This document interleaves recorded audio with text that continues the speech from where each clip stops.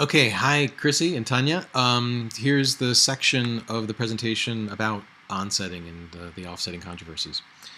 Um, so in 1999, I founded a nonprofit called Living Roots, and it partnered with UMass Amherst to run college-level study abroad programs based in eco-villages around the world. These are communities that are striving to really model sustainable lifestyles, from food to energy to buildings, etc. And it was wonderful work, and over 1,500 students participated in these immersion programs, and most of them came away deeply changed, deeply inspired, and really seeing new possibilities, both for the planet and for themselves. And there was a problem because, I mean, here was this organization all about sustainability, and yet what were we doing? We were flying students around the world, which was emitting megatons of carbon dioxide, right?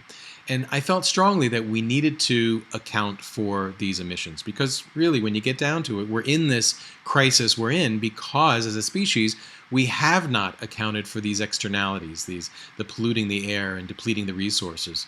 And so, well, let me put it this way. You're probably all familiar with this game show, right? Price is Right. And if I asked you, what is the price of this car or this shower stall or a flight to Seattle, most of us could come up with a pretty good estimate, right? But if I ask you how much carbon dioxide is emitted by driving this car or taking a shower or flying to Seattle, most of us don't have a clue. And why is that? I mean, it's because we really grew up in cultures that we weren't taught this language. We have a language around the economic value of things. We could price just about anything we see, but we weren't taught a similar vocabulary around our own environmental impacts. And this, I believe, is the crux of the biscuit, as it were, of why we're facing climate change and extinctions and resource depletion, etc.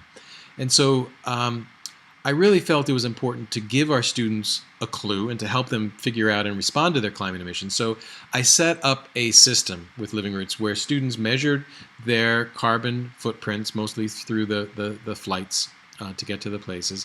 And then we reduced these footprints as much as we could, which was pretty easy living in these eco-villages. And we priced this carbon and we put money into a carbon fund. Okay.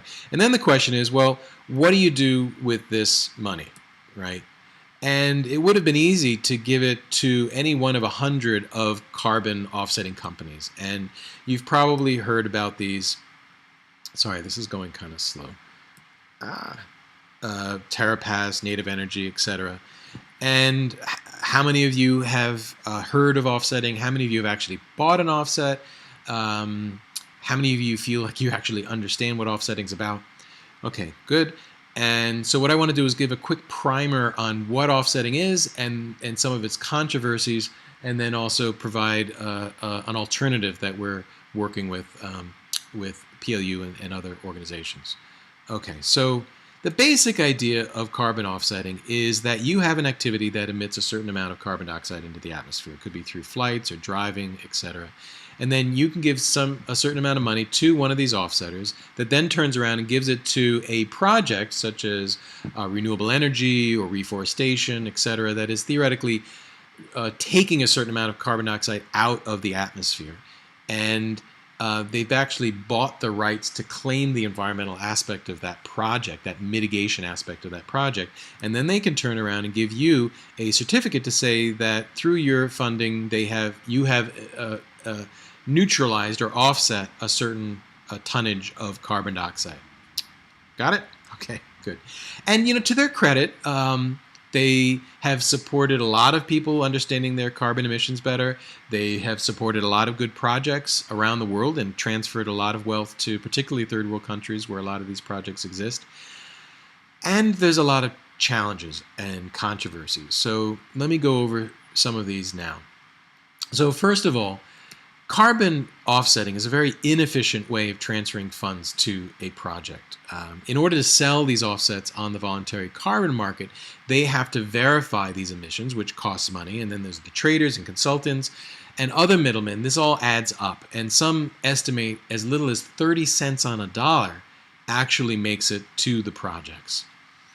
Another thing is that offsets are often compared to 16th century indulgences where people could pay the church to absolve them of their sins and go on their merry way. And so people sometimes say that offsetting is just a way to buy a clean conscience while delaying meaningful action.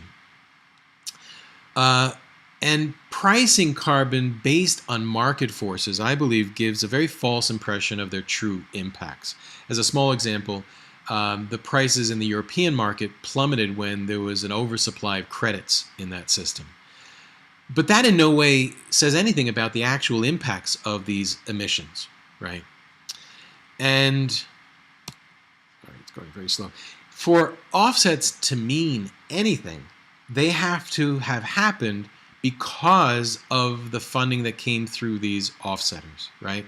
Think of it this way. If you pay me some money to plant some trees, right, and then you find out that I was going to plant those trees anyway, well, you might feel a little ripped off. And the problem is it's very difficult to prove when a project is in fact additional and not just business as usual. And some estimate as much as 30 to 70% of projects would have happened anyway, even without the offset funding. And in that case, it's not really offsetting anything. And then also, because of all these hidden expenses, offsetters tend to support very large projects because they need to get to an economy of scale so that they can actually make a little profit when they sell the credits on the voluntary carbon market. And these projects tend to be quite far away from the consumer. So they have very little meaning to the consumers. Okay, so that's a lot. I'll probably ask if there's any questions about what I've shared so far about offsetting. And let's see. And so for all these reasons, I felt that offsetting just was not a viable alternative for Living Roots. And I struggled for a number of years with what to do. And then I had a thought. Well, what if we just what if we drop the idea of offsetting and neutrality altogether and we created a new system? We could call it onsetting. And it would look a lot like offsetting in that we would still measure and reduce and price our emissions, which I feel are really important things to do. But if we just then drop the need to somehow offset or to neutralize or to mitigate these emissions, suddenly new opportunities and advantages open up to us. So let's look at some of these now. So for example, without having to pay verifiers and other middlemen, we can get most of the money to the projects where obviously they'll do the most good.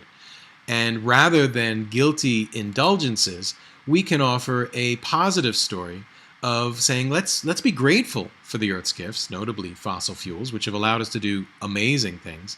Let's recognize that there is a cost in using these gifts, and now let's pay it forward and support projects that we feel are building resilient and sustainable communities. And then also, rather than pricing carbon based on market forces, I believe that we should be pricing carbon based on the best scientific evidence of what it actually costs to all future generations of emitting a ton of carbon dioxide now through degraded agriculture and fisheries, depleted natural resources, increased diseases, adaptation to sea level rise, etc. All of these things have a cost. And the best analysis that I found is called the social cost of carbon. Comes out of the Obama administration. I could share a lot more about this if you're interested after this talk. I do think that pricing carbon based on the best scientific evidence really expands how we think about and respond to global warming. I mean, really, the cat's out of the bag, right? Even if humans stopped emitting all carbon dioxide today, if we somehow disappeared from the planet today, there's enough in the pipeline that we're still going to have to deal with the impending climate changes, right, through sea level rise, etc. And so, yes, absolutely, we have to reduce our carbon emissions as fully and as quickly as possible. I'm not arguing with that at all. What I'm saying is that we have to do that, and we have to do so much more. We have to create resilient food systems. We have to preserve biodiversity. We have to fight for climate justice. And we need to deconstruct and replace the economic and political structures and even the mental models and worldviews that got us into this situation in the first place, right? So we're talking about systemic changes. We're talking about behavioral changes. And all of these things are difficult to do through offsetting. Okay, And then also, rather than worrying whether our money is actually mitigating a certain tonnage of carbon dioxide, let's support projects that we care about and that we know are doing good work in the world. Small projects, local projects, right? Projects that have meaning to us in our local communities. And here I also want to be clear that I think governments and corporations absolutely have to be at the table. They are critical leverage points in our fight against global warming. And it's clear that they're not acting quick enough. And I believe that they will start acting more quickly when we, as the global citizenry, start really acting and making changes in our local communities, and then saying to our politicians that and the corporate leaders that we're not willing to wait any longer. And it was really this last point about working locally that really hit home in terms of working with with Living Roots. And I mean, it seems silly. Why would we give money to some project halfway around the world when there are all these projects right in front of us in the eco-villages that we are visiting? And so that's what we started doing with our carbon fund. And we started supporting solar cookers in Senegal and electric rickshaws in India and recycling centers in Mexico. And, sorry, this is going so slow, eco-dormitories, as it were, in Israel, where students lived in. They built these things. And also tree planting wherever we went. And it was great, and it was wonderful. It was a way for the students to give back to their host communities. It was very pedagogical. Obviously, the communities loved the support. And it wasn't always easy. You know, I mean, collecting the emissions data and the funds, and then just deciding on the project to support, and then distributing and tracking the distributions, the donations. I mean, honestly, it was often a pain in the butt. And for years, I kept wishing that someone would just set this up as a business to support organizations like Living Roots and others that really want to move beyond carbon offsetting and support projects that have meaning to them. And after waiting for about a decade, I got tired.